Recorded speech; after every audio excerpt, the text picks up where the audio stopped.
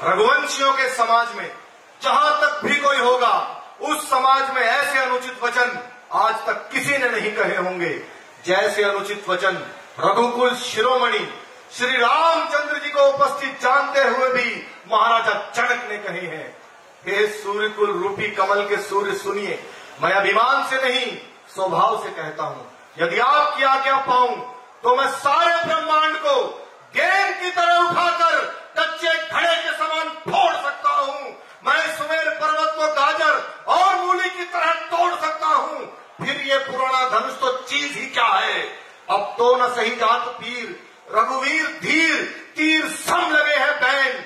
आए से जो पाऊं मैं ललित मरोर मही, बारिद में टालू बो, तोड़ू की तन तन के तन तना दिखाऊं मैं।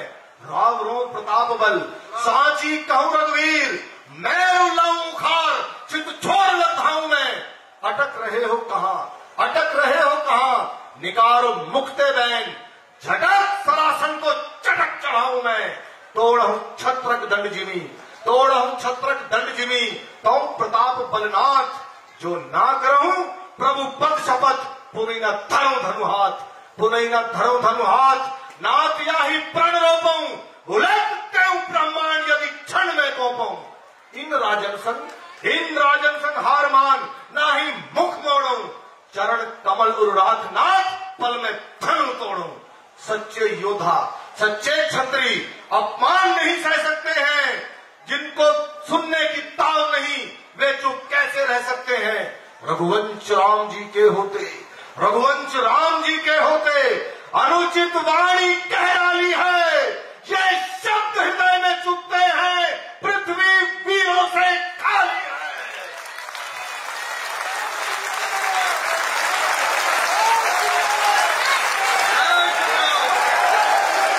मेरा स्वभाव ही ऐसा है, अपमान ना मुझे गंवारा है कृपा गुरु के चरणों की, बल और प्रताप तुम्हारा है।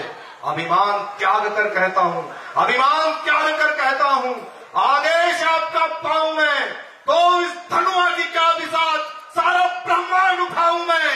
जल को थल, थल को जल कर दूं, ले आऊं तार सितारों को, सुरमे की तरह पीस डालूं पृथ्वी और पहाड़ों को। फिर ये धनुआ गला छड़ा, फिर धनुष पुराना गला छड़ा, तिनका सा किस गिनती में है, सैकड़ों कोस तक ले दौड़ूं, इतना तो बल उंगली में है। बहुत बहुत धन्यवाद। जय श्री राम। शुक्रिया। लीजिए, समय बहुत कम है, पीछे से पंपिंग भी बार बार हो रही है। एक अंतिम कविता मैं आपको सुना देता हूँ। बिल्कुल नए क्रिकेट का विश्व कप भी खत्म हुआ, हम लोग ज्यादा पदक नहीं जीत पाए, ना एशियन गेम्स में जीत पाए, ना कॉमनवेल्थ गेम्स में जीत पाए, और ओलंपिक में तो खैर हम कभी जीतते ही नहीं। तो मैंने ये रिसर्च किया सर कि हम बहुत सारे पदक जीत सकते थे, हम कैसे जीत सकते थे। मैंने हंसी हंसी में एक बात कही है, अपने एक लॉजिक आपको अच्छा लगेगा उस कविता का, कि हम ढेरों पदक कैसे जीत सकते थे। अगर आपको मेरा एक एक तर्क भारी लगे तो मुझे पीछे तक तालियां चाहिए। जैसा कि भाई साहब ने बताया कि लाफ्टर प्रोग्राम और हमारे प्रोग्राम से फर्क होता है, तो आपकी तालियां हमें बल देंगी कि हमें ऐसी कविताएं और लिखनी चाहिए। एक एक बात अगर आपके मन की लगे तो मुझे बताना, हम बहुत सारे पदक कैसे जीत सकते थे। मैंने बड़े सलीके से पूरी व्यवस्था का मजाक उड़ाया है, आप सुने। दुनिया में जब कहीं भी खेल होते हैं, हमारे एक मित्र भारत में अच्छे खिलाड़ियों की कमी को रोते हैं। मैंने उनसे कहा, तुम्हारी आंखों में बिना वजह नमी है, ध्यान से देखो हमारे देश में अच्छे खिलाड़ियों की भला क्या कमी है। थोड़ी सी बुद्धि लगाओ और सारे पदक भारत में ही पाओ, थोड़ी सी बुद्धि लगाओ और सारे पदक भारत में ही पाओ। अब एक एक तर्क पे आपका मुझे ध्यान चाहिए। दोस्त बोला, अच्छा तो ये बताओ कि 100, 200, 400 मीटर की रेस में कौन दौड़ेगा? 100, 200, 400 मीटर की रेस में कौन दौड़ेगा? मैंने कहा किसी भी आम आदमी को दौड़ा दो, मैंने कहा किसी भी आम आदमी को दौड़ा दो, वो सुबह से शाम तक मेहनत करने में कोई कसर नहीं छोड़ता है। और तुम 100, 200 मीटर की बात करते हो, वो अपने परिवार का पेट भरने के लिए पूरे शहर में दौड़ता है। तुम 100, 200 मीटर की बात करते हो, वो अपने परिवार का पेट भरने के लिए पूरे शहर में दौड़ता है। दोस्त बोला, अच्छा इसमें तो पदक आ जाएगा, पर वहां तो साइकिल की भी दौड़ होती है, इस जहाज के दौर में साइकिल कौन चलाएगा? मैंने कहा बिल्कुल मत घबराइए, साइकिलिंग के लिए मुलायम सिंह जी को बुलाइए। मैंने कहा बिल्कुल मत घबराइए, साइकिलिंग के लिए मुलायम सिंह जी को बुलाइए, इसी में देश की भलाई है। यहां तो कुछ मिनटों की बात है, उन्होंने कई साल यूपी में साइकिल चलाई है। उन्होंने कई साल यूपी में साइकिल चलाई और दिल्ली का हाल एक पंक्ति में देखना। दोस्त बोला ये भी हो जाएगा, पर तैराकी में कौन जाएगा, तैराकी में कौन जाएगा। मैंने कहा यार आप दिल्ली वाले होकर अब भी तैराकी को बड़ी समस्या मानते हैं।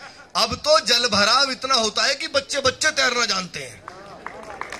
अब तो जल भराव इतना होता है कि बच्चे बच्चे तैरना जानते हैं। बारिश में दिल्ली की हर इमारत तैराकी का स्कूल बन जाती है।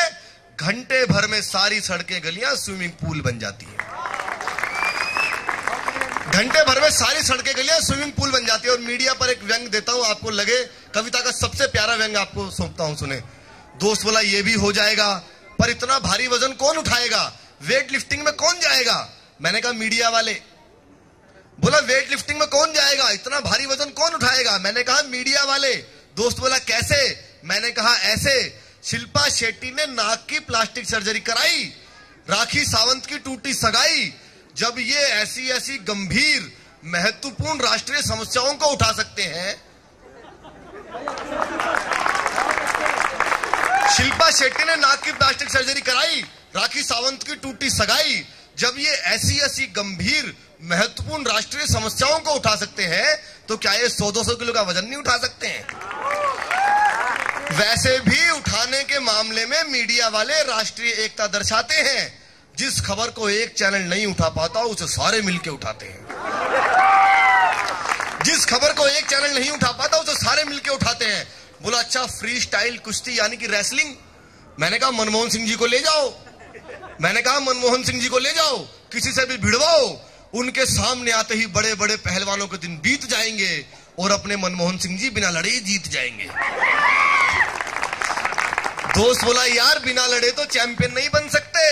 मैंने कहा जब बिना चुनाव लड़े 2 बार भारत के प्रधानमंत्री बन सकते हैं, जब बिना चुनाव लड़े 2 बार प्रधानमंत्री बन सकते हैं, तो वो एक बार चैंपियन नहीं बन सकते। दोस्त बोला हॉकी खेलने कौन जाएगी जो हमारे लिए पदक लाएगी। और जितने मेरे युवा दोस्त हैं सबके मन की बात करता हूं। दोस्त बोला टेनिस खेलने कौन जाएगी। दोस्त बोला टेनिस खेलने कौन जाएगी जो हमारे लिए पदक लाएगी। मैंने कहा यार टेनिस की खिलाड़ी कौन सा तमगे लगा देगी भारत मां की शान में। कमाएगी भारत में, खर्चेगी पाकिस्तान में। खर्चेगी पाकिस्तान में। अच्छा इस बात पर तो डॉक्टर साहब भी हंसे। मुझे याद है हरियाणा में एक बाबा जी थे 80 साल के, इतना मोटा चश्मा चढ़ा हुआ, और सानिया मिर्जा का मैच देख रहे थे। मैंने कहा बाबा एक बात बताओ, आपको इतना मोटा चश्मा चढ़ा हुआ है, आप सानिया मिर्जा का मैच देख रहे हो, बॉल इतनी छोटी सी है, जब बॉल आती जाती है आपको नजर आ जाती है। तो बाबा तबाक से बोले बेटा बॉल आती जाती भी है।